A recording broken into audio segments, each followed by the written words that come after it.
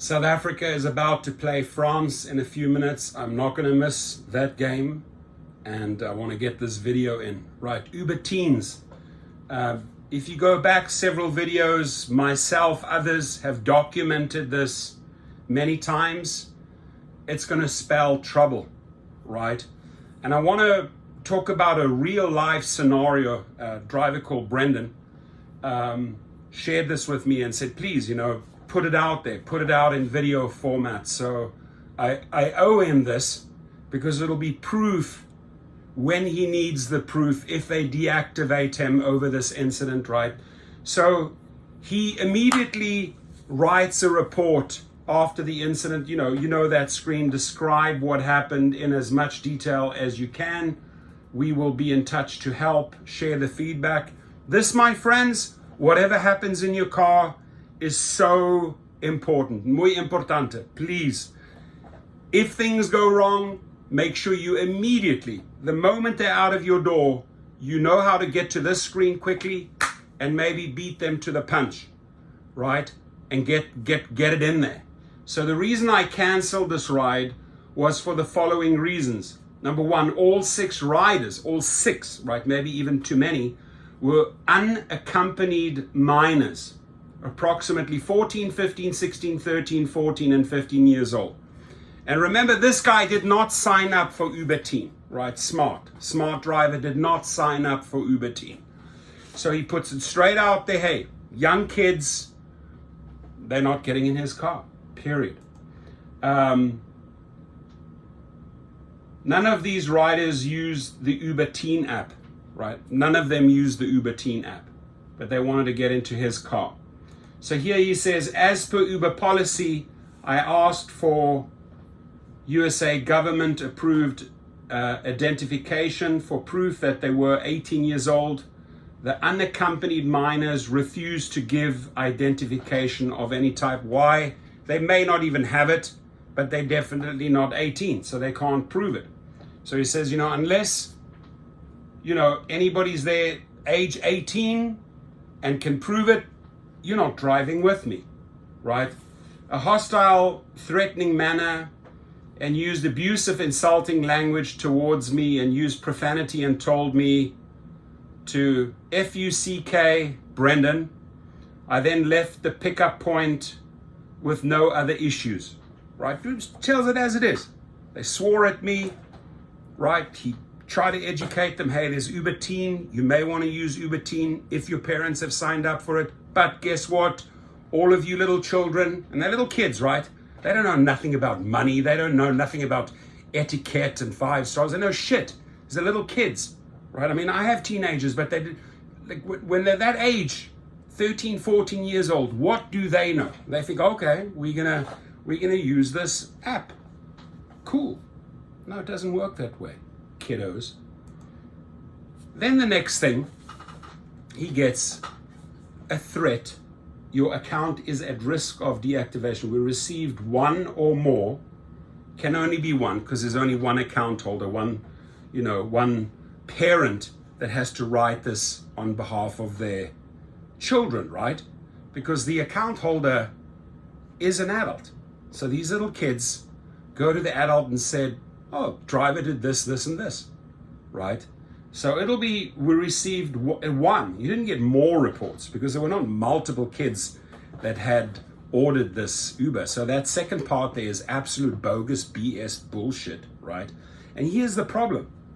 Customer service, and I'm going to tell Dara Khoshawi and David Risher, absolutely clueless, have no effing clue, right? These people working overseas, no clue how this business works, how it is boots on the ground, driving in the streets, little script, don't understand the dynamics, don't even understand their own program, Uber Teen, don't even understand what Uber has put out there, probably hasn't even updated them.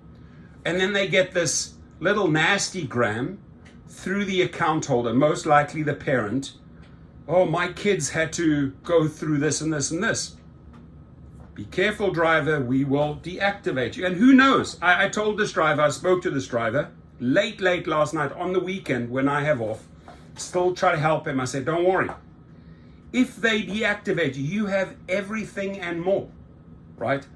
This here is grounds to sue the company. We do that for you at Gig Rocket, by the way.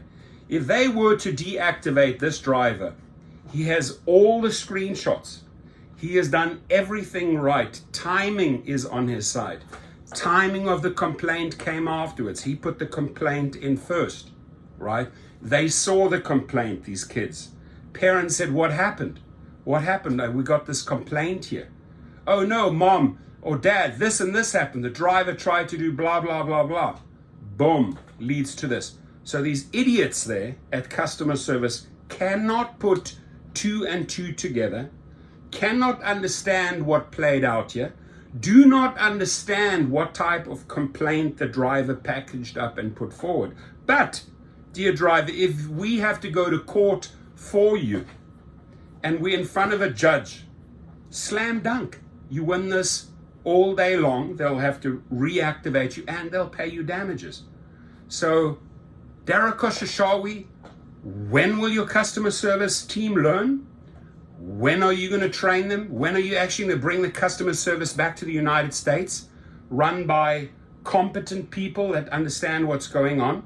I mean, if you have a team in the Philippines, let them service rideshare companies in the Philippines. They probably know Manila and the streets. If you have a customer service team in Bogota, Colombia, let them service the Colombians, the rideshare companies and the food delivery companies in Colombia.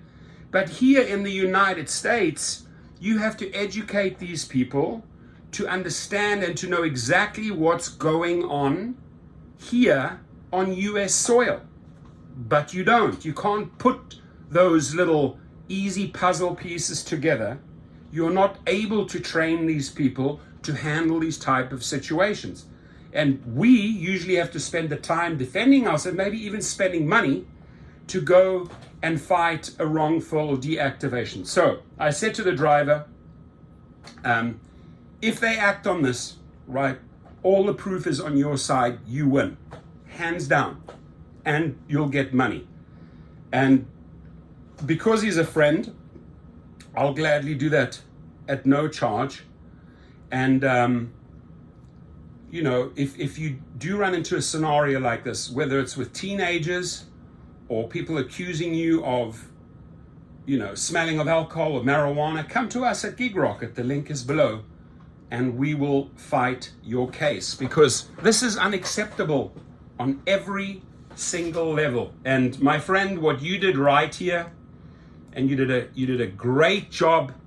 Brendan, you did a great job explaining to an incompetent team overseas somewhere, customer service, pathetic customer service. You tried to explain to them exactly what went down, step by step by step. This many kids, these were the ages, they didn't show the ID, they got irritated, you educated them on Uber Teen. There is that possibility of Uber Teen, go and book that, tell your parents, what do you get in return? FUCK. So this is unfortunately what we have to put up with, because Uber and Lyft are too damn incompetent to run a customer service team. We have to face the abuse, and this can go anywhere. Like Lucky Brennan, these were just words. These type of people smash your cars, smash your window, will key it as you drive out, will throw rocks at you. I've seen it all. I had to get out the car once in Hollywood and club a couple of people, right? Even the bouncers there, like, what the hell is going on? I was in the right, and I had to club a couple of people with this thing here. Hopefully what the South Africans do to the French, right? A little bit of physicality, because I am not going to tolerate bullshit like that. You want to destroy my car? I'll destroy your body and more.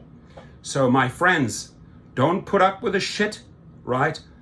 If they do follow through and deactivate you, we are in your corner. That's me as the ringleader. I'm here to help. And please, please, please, screenshot. Ladies and gentlemen, screenshots. Everything, what this guy did brilliantly, every single step Okay, I'm writing this up, screenshot, here's proof, here's proof. So you don't just like write it up and send it off and then it's gone and then like, okay, we received it. But you actually have the proof. You have to print these screenshots out and you go into court, you win hands down. Hands down. Any Uber legal team trying to defend this have no ground to stand on. They're going to say, oh, we did deactivate you. Yes, you did take us to court through Gig Rocket, and we'll give you the account back. Please drop the charges and the monetary charges. In this case, I would go all the way. I would demand money, reimbursement for a day or two, and I would also demand the account back. What we do fairly often at Gig Rocket when we file the small claims, we use it as another tool to negotiate, right? Because sometimes drivers do have multiple warnings and violations, and we have to put the pressure on Uber or Lyft to get your account back. Now, ladies and gentlemen, 5 minutes to kick off. I ain't gonna miss that. Go out, my friends. Make the money. I'm taking the rest of the Sunday off. It's Rugby Day. And a couple of fun facts. Used to play for my college in South Africa, rugby, and I played at school at Greenside High in Roosevelt with the wing James Small, who went on after school to become a Springbok. I was on the one wing, he was on the other wing. We never lost a game with him on the school team. And he went on to become a Springbok, and he went on to win the World Cup against New Zealand. I want to say it was in like 2009. I don't know, I'd have to look up the date. I know that South Africa won in 2019. May have been in 15, 11, maybe 2011 or 2007. James Small, a kid that I grew up with at school, went on to become a Springbok and win the world title for the country South Africa against New Zealand. So I predict another South Africa-New Zealand final. The last World Cup was a South Africa-New Zealand final, and hopefully we beat Le Bleu, Français, the France, the French today. My friends, be safe out there, make money, and turn the teenagers down, unless you want them in your car.